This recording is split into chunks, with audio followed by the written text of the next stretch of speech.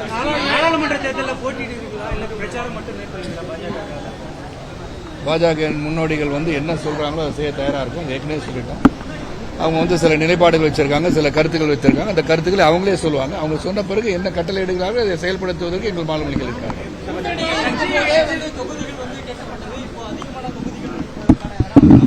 கூட்டணி இருக்கும்போது தொகுதிகள் அதிகமாக கேட்கலாம், குறைச்சு கேட்கலாம். ஆனா கட்சியில் இணைந்த பிறகு அவங்க சொல்றதை நம்ம கேட்கணும்.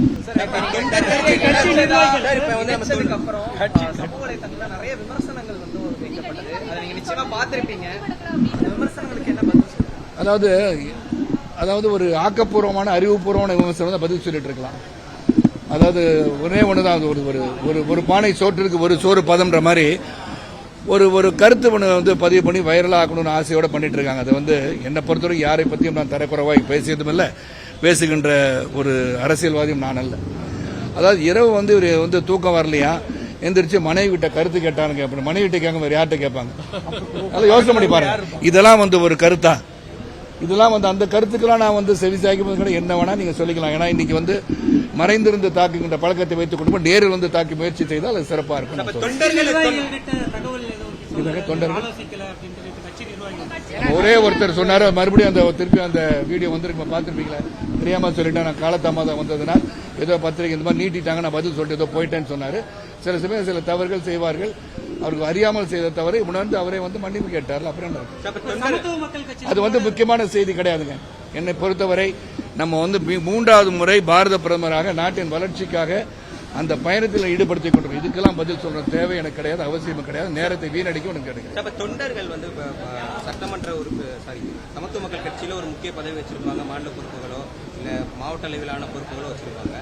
பாஜகவுக்கு நம்ம கட்சியை கொண்டு இணைக்கும் போது அதே மரியாதையோ அதே பொறுப்புகளோ அவங்களுக்கு அதே செயல்பாடுகளோ இருக்குங்கிற நம்பிக்கை அது மாநில தலைவர் அண்ணாமலைஜிட்ட பேசும்போது அவங்களுக்கு அந்த உத்தரவாதத்தை நான் இருக்கிறேன். சிறப்பான முறையில் அவங்களை மரியாதை செய்யும் அளவுக்கு நாங்கள் முடிவெடுப்போம் சொல்லிட்டாங்க. உங்களுக்கு பாஜக விரைவில் எதுவும் பொறுப்பு எதுவும் வழங்கப்படும்?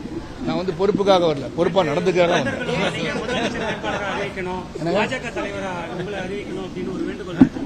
அதாவது எல்லாரும் என்ன வேணா நினைக்கலாம், நீங்களே நினைக்கிறீங்க பத்தீங்களா?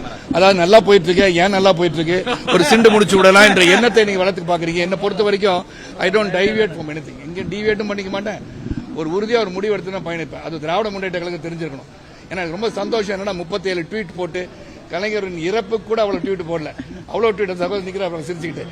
ஏன்னா என்ன சின்ன சின்ன விஷயங்கள், ஒரு துண்டு போட்டாரே, விலகி விழுந்ததா, கட்டி பிடித்தாரா, கட்டி தழுவினாரா, நல்லா இருக்கு பாக்குறதுக்கு, என்டர்டெய்னிங்கா இருக்கு. இருந்தாலும் சிறப்பு. ஆனா ஒண்ணு நினைச்சு வச்சுக்கோங்க, பாரதின் தலைவர் மோடி அவர்கள் பாரத பிரதமர் 3ஆம் முறை வரும்போதுதான் நாடு செழிக்கும். இங்க மீண்டும் தமிழகத்தில் 2026ஆம் ஆண்டு தமிழகத்தில் இந்த இரு சக்திகள் இல்லாமல் ஒரு பாரதிய ஜனதா கட்சி ஆட்சி அமையும் என்ற நம்பிக்கை எனக்கு இருக்கு. அந்த நம்பிக்கையோட நீங்களும் பயணம் செய்யுங்க. நீங்கள் எல்லாத்தையும் கருத்தை சொல்லுங்க, இந்த கருத்தை பதிவு பண்ணுங்க. நன்றி, வணக்கம். செய்திகளை உடனுக்குடனும் துல்லியமாகவும் தெரிந்து கொள்ள சப்ஸ்கிரைப் பண்ணுங்க.